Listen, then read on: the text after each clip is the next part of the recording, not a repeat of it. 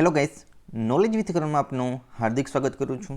તો ફ્રેન્ડ્સ, આ વિડીયો તમારા માટે ખૂબ જ ઇમ્પોર્ટન્ટ વિડીયો છે કે જે યુજીવીસીએલ 23-24 ડિસેમ્બર 2020ના રોજ જે એક્ઝામ લેવાની છે એ કયા શિફ્ટ છે મને ખ્યાલ નથી, પણ જેટલા પ્રશ્નો મારી પાસે આવ્યા છે એટલા પ્રશ્નોનો મેં તમને વિડીયો બનાવ્યો છે અને તમારી સામે આવ્યો છું। તો આ વિડીયો ખૂબ જ આઈએમપી થશે કે જેને 29 તારીખે જે યુજીવીસીએલની એક્ઝામ બાકી છે, પછી ડીજીવીસીએલની એક્ઝામ સ્ટાર્ટ થાય છે, એમાં તમને હેલ્પફુલ થશે। અને ફ્રેન્ડ્સ, આ જે વિદ્યુત સહાયકની જે બધી એક્ઝામ છે ને એની અંદર ટોપિક બદલતા નથી, ટોપિકના પ્રશ્નો જ બદલે છે। હું શું કહેવા માગું છું તમને ખ્યાલ છે ને, જેમ કે મેથ્સની અંદર આપણે પર્સન્ટેજનું છે, ચક્રવૃત્તિ વ્યાજનું ચેપ્ટર છે, તો ચક્રવૃત્તિ વ્યાજમાંથી જ પ્રશ્ન પૂછાય છે અને સેમ ટુ સેમ રીતના જ પૂછાય છે ફ્રેન્ડ। આથી ચેપ્ટર પણ બદલતા નથી, પ્રશ્નો રીત પણ નથી બદલતી, બસ આંકડા જ બદલે છે। તો તમને ખ્યાલ પડી જશે કે કેવા પ્રશ્નો પૂછાય છે, તો તમને હેલ્પફુલ થશે। ચાલો સ્ટાર્ટ કરીએ। એ પહેલાં જે મિત્રો નવા હોય આ ચેનલમાં તો પ્લીઝ ચેનલને સબસ્ક્રાઈબ કરો અને બાજુમાં જે બેલ આઇકન આવી જશે તેમાં ઓલ ઉપર ટિક કરજો, આથી જ્યારે પણ વિડીયો અપલોડ કરું ત્યારે ફટાફટ તમને નોટિફિકેશન મળી જાય। તો ચાલો, અને કાલે મેં આ વિડીયો મૂક્યો હતો પણ એમાં 1 થી 2 ક્વેશ્ચન મારા રોંગ હતા, આથી મેં એ વિડીયોને ડિલીટ કર્યો અને પાછા વધારાના ક્વેશ્ચન એડ કરીને તમારી સામે આવ્યો છું। તો ચાલો હવે ફટાફટ સ્ટાર્ટ કરીએ। લક્ષદ્વીપ કયા સમુદ્રમાં આવેલો છે? તો લક્ષદ્વીપ છે અરબ સાગરની અંદર। ક્યાં છે? અરબ સાગરની અંદર આવેલો છે લક્ષદ્વીપ। આ પણ ઇઝી ક્વેશ્ચન હતો। પનામા નહેર કયા 2 દેશો વચ્ચે આવેલી છે? પનામા નહેર તો યાદ રાખજો, ઉત્તર અમેરિકા અને દક્ષિણ અમેરિકા। તો હવે આ નહેરના પણ તમારે ક્વેશ્ચન કરવા જોઈએ, કેમ કે નહેરના ક્વેશ્ચન આ તો અમુક જ ક્વેશ્ચન પાછળ બેઠા બેઠા પૂછે છે, પણ હવે જે આ નહેર પૂછી છે તો હવે એક બીજી પણ નહેર પૂછે, તો તમારે નહેરના જે ક્વેશ્ચન છે ફેક્ટ એ જોઈ લેવા। તો ઉત્તર અમેરિકા અને દક્ષિણ અમેરિકામાં આવેલી છે પનામા નહેર। સૂર્યકિરણ અભ્યાસ કયા 2 દેશો વચ્ચે થયેલ હતો? તો યાદ રાખજો, ભારત અને નેપાળ વચ્ચે થયો છે સૂર્યકિરણ અભ્યાસ। તો આ જે બધા અભ્યાસ થયા છે કયા કયા દેશો વચ્ચે રિસન્ટલીમાં એ પણ જોઈ લેવા। અર્થશાસ્ત્ર પુસ્તક કોણે લખેલ છે? તો અર્થશાસ્ત્ર પુસ્તક છે ને એ ચાણક્યએ લખેલ છે। હવે મેં તમને કીધું ને કે ટોપિકને બદલે હવે તમે આગળ જોજો કે અર્થશાસ્ત્રનો કેવો ક્વેશ્ચન આવે, તો આમાં આન્સર આવશે અર્થશાસ્ત્ર પુસ્તક કોણે લખેલ છે? તો આન્સર આવશે ચાણક્ય। કેગનું ફૂલ ફોર્મ શું છે? તો કેગનું ફૂલ ફોર્મ છે કમ્પ્ટ્રોલર એન્ડ ઓડિટર જનરલ। યાદ રાખજો, CAG comptroller and auditor general. એમએસએમઈનું ફૂલ ફોર્મ પૂછ્યું છે micro small and medium enterprise. શું થશે? Micro small medium enterprise. અને ફ્રેન્ડ્સ, આ જે ફાઇનાન્સના જે ફૂલ ફોર્મ છે ને એ પ્લીઝ કરી લેજો બધા। સેબીના ફૂલ ફોર્મ એ બધા જે ફાઇનાન્સના ફૂલ ફોર્મ છે ને એ પ્લીઝ કરી લેજો। ફાધર ઓફ ઇકોનોમિક્સ આવ્યો ને પાછો પ્રશ્ન, અર્થશાસ્ત્ર પુસ્તક કોણે લખેલું છે અને એના રિલેટેડ પાછો ક્વેશ્ચન આવ્યો। આ અલગ શિફ્ટનો ક્વેશ્ચન છે ફ્રેન્ડ્સ। તો ફાધર ઓફ ઇકોનોમિક્સમાં આન્સર આવશે Adam Smith. Manchester of India તો આન્સર છે અહેમદાબાદ। શું આવશે? માન્ચેસ્ટર ઓફ ઇન્ડિયા આન્સર આવશે અહેમદાબાદ। તો જોઈએ આગળ ક્વેશ્ચન અલગ અલગ શિફ્ટના છે ભાઈ। અને ફ્રેન્ડ્સ, જો આ તો મને અમુક જ ક્વેશ્ચન મળ્યા છે, પણ જો તમે 23 તારીખ 24 તારીખની જે શિફ્ટની અંદર તમે ગયા હોય યુજીવીસીએલની એક્ઝામ દેવા અને તમને કોઈ પણ ક્વેશ્ચન યાદ હોય તો પ્લીઝ મને કોમેન્ટ બોક્સમાં લખી દેજો, આથી ઘણા બધા ક્વેશ્ચન થઈ જશે તો એનો એક અલગ વિડીયો બનાવીને તમારી સામે આવી જાય। તો પ્લીઝ તમને જો યાદ ક્વેશ્ચન હોય તો પ્લીઝ લખજો। બુદ્ધને જ્ઞાન પ્રાપ્તિ ક્યાં થઈ હતી? તો બુદ્ધને જ્ઞાન પ્રાપ્તિ પીપળાના વૃક્ષની નીચે થઈ હતી। અને હવે તમને એમ પ્રશ્ન પૂછે કે બુદ્ધને ક્યારે જ્ઞાન પ્રાપ્તિ થઈ હતી? તો વૈશાખી પૂર્ણિમાએ આવશે। આના રિલેટેડ પાછો બુદ્ધનો ક્વેશ્ચન આવી શકે, તો એમાં આન્સર આવશે વૈશાખી પૂર્ણિમા, એટલે કે ક્યારે પૂછે તો। ભારતમાં કાપડ મિલની શરૂઆત ક્યાં થઈ હતી? જો ઉપર ક્વેશ્ચન શું હતો? માન્ચેસ્ટર ઓફ ઇન્ડિયા, એમાં અમદાવાદ આવતું હતું, તો અમદાવાદને રિલેટેડ ક્વેશ્ચન આવ્યો। તો ભારતમાં સૌપ્રથમ કાપડ મિલની શરૂઆત અહેમદાબાદમાં થઈ હતી. આજ હું તમને આપણું માઇન્ડસેટ, પેપર સેટરનું માઇન્ડસેટ શું છે એને વિચારીને આપણે ચાલવાનું રહે તો આપણે, અને આમાંથી તમને 5 થી 10 માર્કનો ફાયદો થશે જ. ચાલો સ્ટાર્ટ કરીએ આગળના ક્વેશ્ચન. ગુજરાતનો નાથ અને કનૈયાલાલ મુનશી, આનો મને ખ્યાલ નથી, કંઈ ઓપ્શન કેવું નહોતું આવ્યું, તો આને રિલેટેડ હતો. ગુજરાતનો નાથ કોણે લખેલું એવું બધું હશે, કનૈયાલાલ મુનશીને લગતો કોઈ ક્વેશ્ચન હશે, તેનું બહુ ખ્યાલ નથી. બીએસસી ફૂલ ફોર્મ મેં તમને કીધું ને, જો ફાઇનાન્સના ક્વેશ્ચન ફૂલ ફોર્મ પૂછે છે તો બીએસસીનો આન્સર આવશે બોમ્બે સ્ટોક એક્સચેન્જ. શું આન્સર આવશે? Bombay stock exchange. હવે એને રિલેટેડ પાછું પૂછે પ્રશ્ન કે એનએસસીનું પૂછી લઈ, અત્યારે રિલેટેડ ક્વેશ્ચન પૂછે તો બીએસસીનું પૂછ્યું છે તો એનએસસીનું પૂછી લે, તો એનએસસીનું ફૂલ ફોર્મ થશે નેશનલ સ્ટોક એક્સચેન્જ. વિશ્વનું સૌથી મોટું અને ગરમ રણ કયું છે? તો આમાં મને થોડો ડાઉટ છે, મને ગરમ રણની કંઈ ખ્યાલ નથી, પણ મેં વિશ્વનું સૌથી મોટું રણ છે તો એમાં સહારાનું જ રણ આવશે. જો આમાં કંઈક અલગ આવતું હોય ગરમ રણને એવું કે વિશ્વનું સૌથી મોટું અને ગરમ રણ કયું છે, જો સહારાનું રણ ના આવતું હોય તો મને તમને કહેજો, અમારો આન્સર રોંગ હોય તો. ઓકે, સૌથી મોટામાં તો મને ખ્યાલ છે કે સહારાનું રણ જ આવે છે. આરસીઈપી ફૂલ ફોર્મ જણાવો. આરસીઈપીનું તો regional comprehensive regional comprehensive economic partnership. Regional comprehensive economic partnership. હવે નીચેનામાંથી કોણ ફોર્બ મોસ્ટ 100 પાવરફુલ વુમનમાં સમાવેશ થાય છે? જો આમાં શું છે કે એક ફોર્બ દ્વારા એક લિસ્ટ બહાર પાડે છે કે જે 100 વુમન, પાવરફુલ 100 વુમનમાં, તો નીચેનામાંથી કેનો સમાવેશ થાય છે? તો એમાં આન્સર આવશે નિર્મલા સીતારામન. કૃષ્ણા નદી ક્યાં જઈને મળે છે? તો આમાં મને ઓપ્શન મળ્યા નથી, તો એક આવો કંઈક ક્વેશ્ચન હતો નદીને રિલેટેડ, કૃષ્ણા નદી ક્યાં જઈને મળે છે, તો એમાં ઓપ્શન આધારિત આપણે આન્સર આપવાનો રહી. તાજેતરમાં ભારતના નવા કેગ કોણ છે? આવ્યો એને રિલેટેડ. ઉપર શું હતું?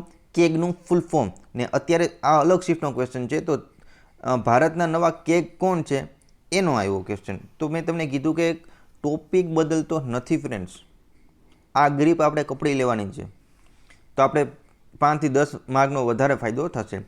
તો તાજેતરના ભારતના નવા કેગ છે ગિરીશચંદ્ર મુર્મુ. કોણ છે? ગિરીશચંદ્ર મુર્મુ. એટીએમનું ફૂલ ફોર્મ શું થાય છે? તો એટીએમનું ફૂલ ફોર્મ થાય છે ઓટોમેટેડ ટેલર મશીન. શું થાય છે? Automated teller machine. આજે સાવ સહેલા ફૂલ ફોર્મ આવે ને ત્યારે તમે એના સ્પેલિંગમાં ધ્યાન રાખજો.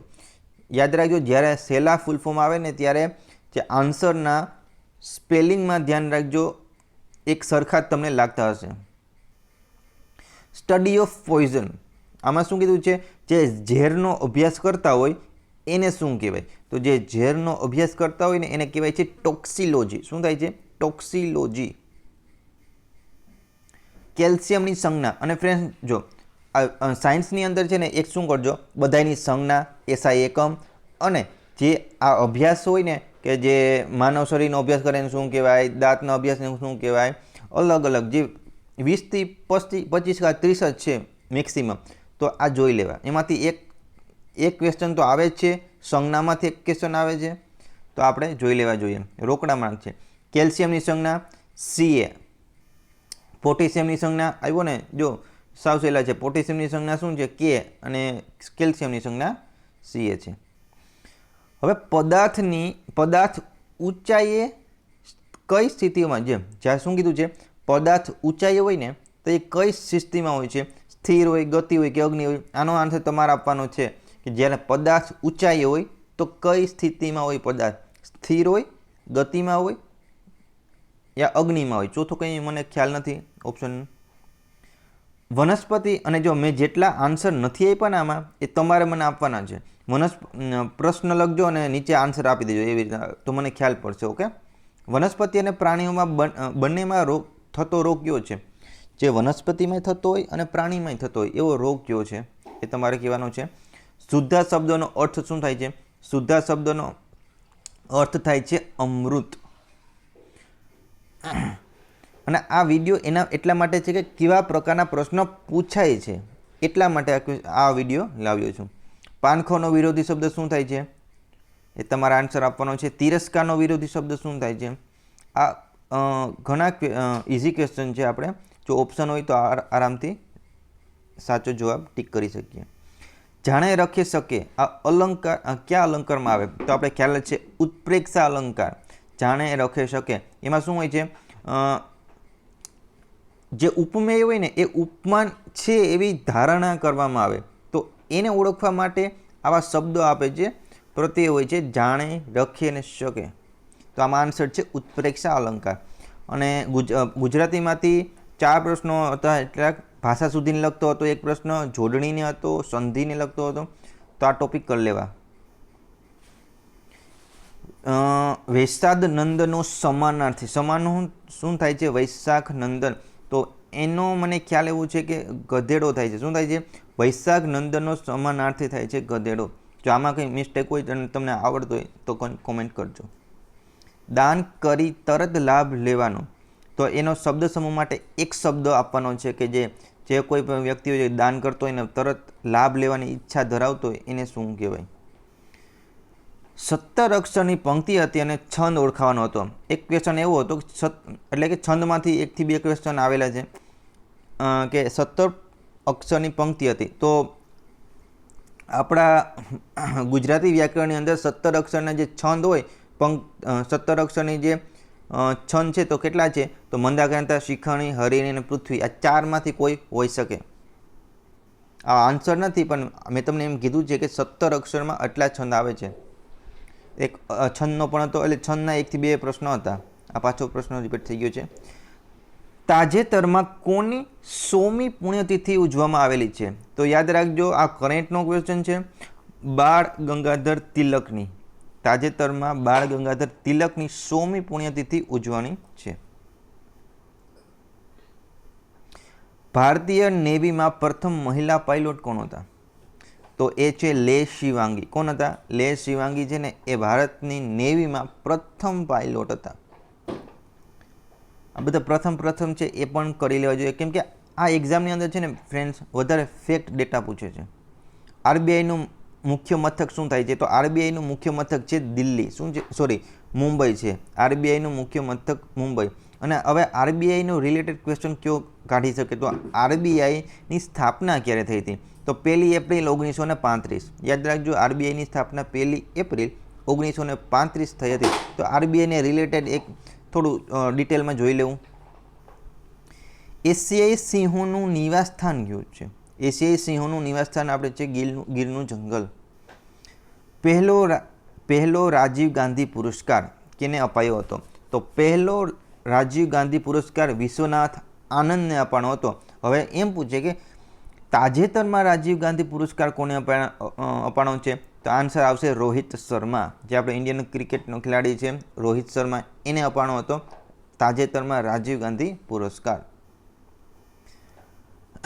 પાણી અને કાચનો વક્રીભવન નાક કેટલો છે? તો એમાં આન્સર આવશે 1.33 અને 1.52. આ પાછા થોડા રિપીટ થઈ ગયા છે ક્વેશ્ચન. સ્પેનિશ ફ્લૂની સાલ કઈ હતી? સ્પેનિશ ફ્લૂ તો 1918. કેટલી હતી? 1918 હતી સ્પેનિશ ફ્લૂની સાલ. ભારતનું એન્ટાર્કટિકામાં આવેલું રિસર્ચ સેન્ટર કયું છે? કે જે ભારતનું ક્યાં છે? એન્ટાર્કટિકામાં આવેલું રિસર્ચ સેન્ટર, એનું નામ શું છે? તો આન્સર છે મૈત્રી. હવે યાદ રાખજો આ બધા ક્વેશ્ચન છે ને એને રિલેટેડ ક્વેશ્ચન તમારે કરી લેવા. જેમ કે અત્યારે મૈત્રી શક્તિ યુદ્ધ અભ્યાસ છે તો જેટલા ભારતના અલગ અલગ દેશો સાથે જે યુદ્ધ અભ્યાસ થયા હતા એ બધા કરી લેવા. એવું નહીં કે આને આ જ ક્વેશ્ચન પૂછાય, આને રિલેટેડ ક્વેશ્ચન પૂછાશે તો તમને લાભ થશે. મૈત્રી શક્તિ અભ્યાસ છે ને ભારત અને શ્રીલંકા વચ્ચે થયો હતો. બુદ્ધ ચરિત્ર કોણે લખેલું છે? આવેલો છે ને જો પાછો ક્વેશ્ચન બુદ્ધમાંથી નીકળો ને કે પહેલાં શું હતું, બુદ્ધને જ્ઞાન પ્રાપ્તિ ક્યાં થઈ હતી એ હતો. હવે આવેલું છે બુદ્ધનું ચરિત્ર કોણે લખેલું છે, તો અશ્વઘોષ. તો ફ્રેન્ડ્સ આ હતા મને વિદ્યાર્થી મિત્રોએ જેટલા ક્વેશ્ચન સેન્ડ કર્યા છે એટલાનો મેં વિડીયો બનાવી તમારી સામે લાવ્યો છું. તો ફ્રેન્ડ્સ આ વિડીયો સારો લાગ્યો હોય તો વિડીયોને લાઇક કરજો. આઈ હોપ તમને આ વિડીયો ફ્યુચરની અંદર જે એક્ઝામ તમે આપશો એમાં તમને લાભફુલ થશે. અને આવી રીતના જ જો વિડીયો તમારે જોતા હોય દરેક એક્ઝામના તો પ્લીઝ વિડીયોને લાઇક કરજો, એક સારી કોમેન્ટ કરી આપજો. અને ચેનલને હજી સબસ્ક્રાઈબ નથી કરી તો પ્લીઝ વિડીયોની નીચે એક રેડ કલરનું બટન હશે સબસ્ક્રાઈબ નામનું, અને તે પ્રેસ કરશો એટલે કે બાજુમાં બેલ આઇકન આવી જશે. એની અંદર તમે ઓલમાં ટિક કરજો, એટલે કે જ્યારે પણ વિડીયો અપલોડ કરું ને ત્યારે તમને મોબાઈલની અંદર ફટાફટ તમારા નોટિફિકેશન આવી જાય અને તમે તરત વિડીયો જોઈ શકો. તો ચાલો એક આવા જ સરસ વિડીયોમાં આપણે પાછા મળીશું.